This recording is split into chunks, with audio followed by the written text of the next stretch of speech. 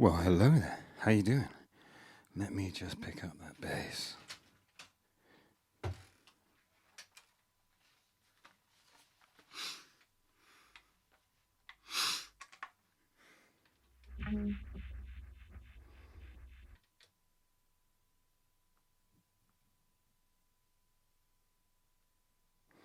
Well, hi there.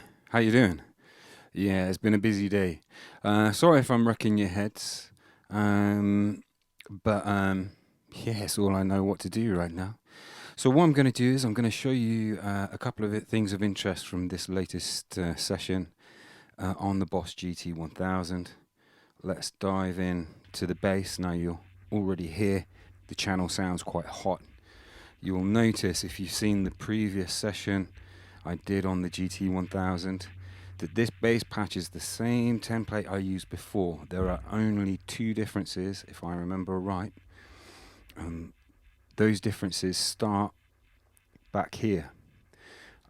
This is a classic vibe. I've put that onto the dirty channel of the bass.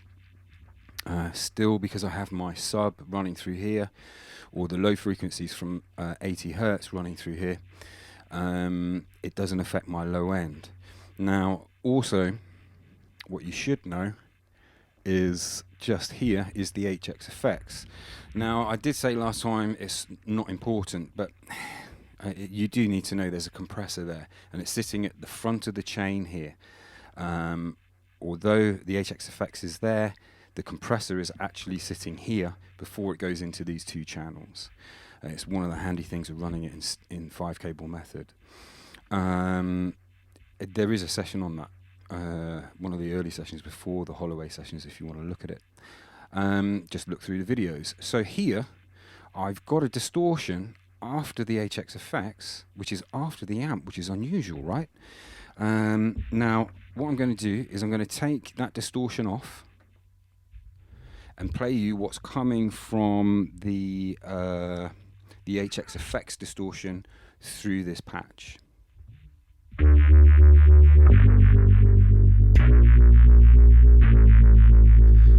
And it sounds okay.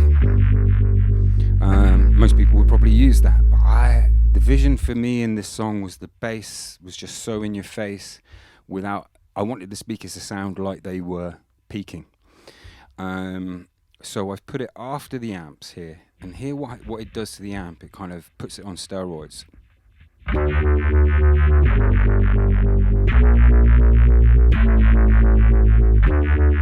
Can you hear that? And hopefully you'll hear the difference between the two. I'll just take that off. A lot more muted here, right? And there's less fizzing going on, less distortion. Bring it back in. There we go. And again, my low end is not being touched by that distortion, because remember, it runs on a parallel path. Okay, so here you can see the side chain is set up for a reverb, but I don't use it in this track. So to save us time now, I'm now going to come out of there. I'm going to move to the nylon patch, and I'm just going to pick up the nylon guitar. Give me a moment.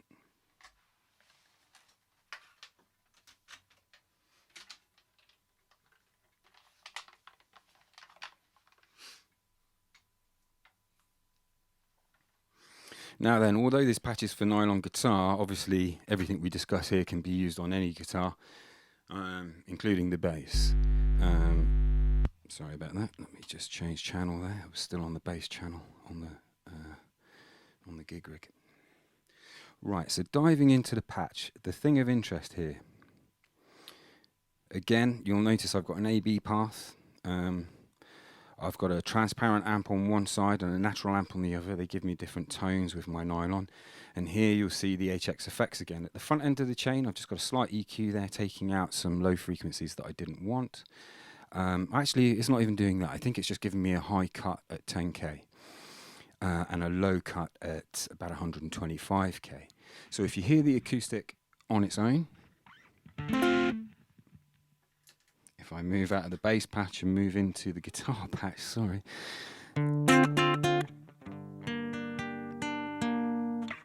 Sorry, that was the HX effects I just cocked up on.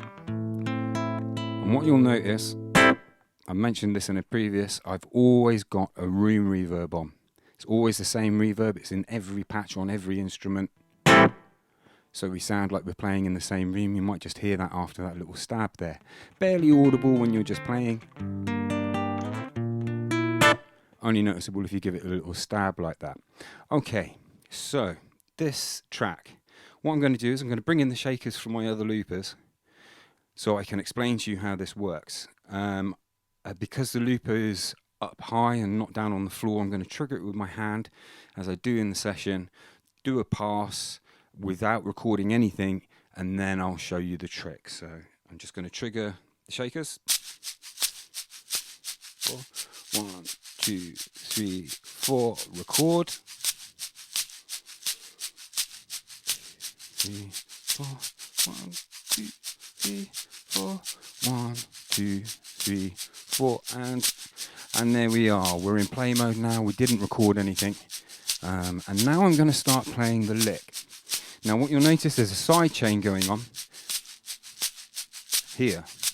So when I engage my reverb, the side chain turns on, and in there is a looper, and there is also a delay. So what I'm going to do is I'm going to hit that delay. I'm going to start playing a lick, and you'll hear the guitar clearly, and you'll hear something happening in the background. And then when I stop playing the guitar, you'll be left with just the background, and I'll lose the shakers, and I'll talk you through what's going on. So I'm going to press record. 4, 1, 2, 3, 4.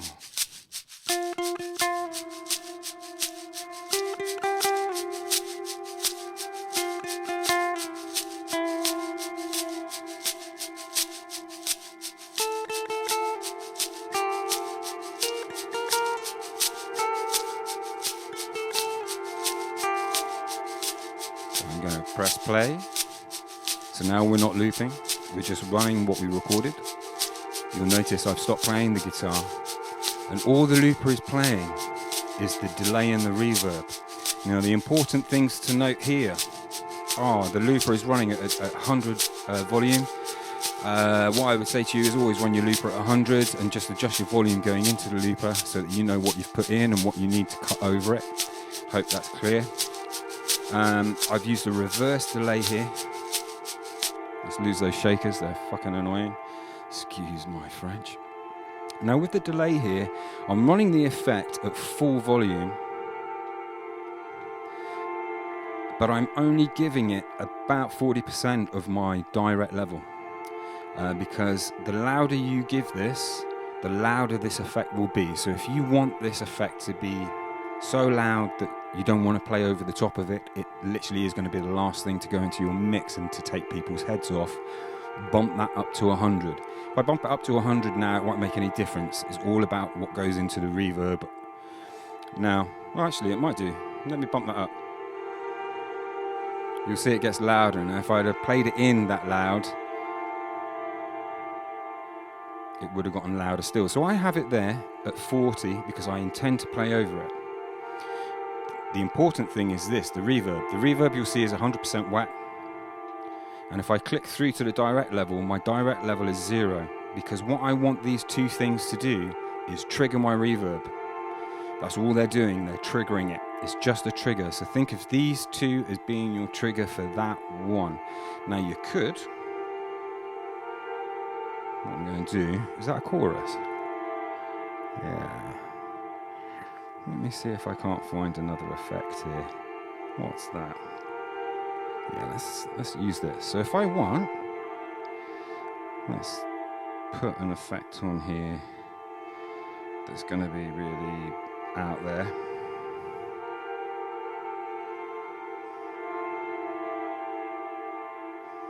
Where's the...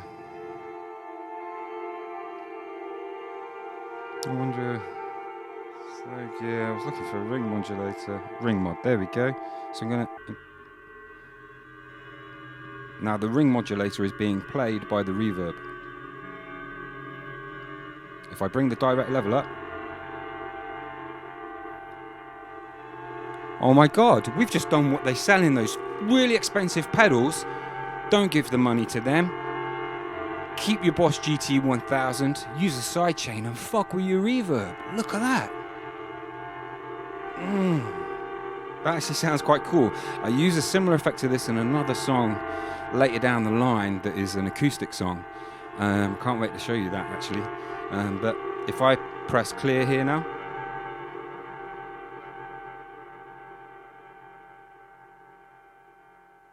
okay, so I'm going to turn that ring modulator off, get it out of the equation, come out of there, not save it, and we're back to where I was before. So hopefully this has been useful in giving you some ideas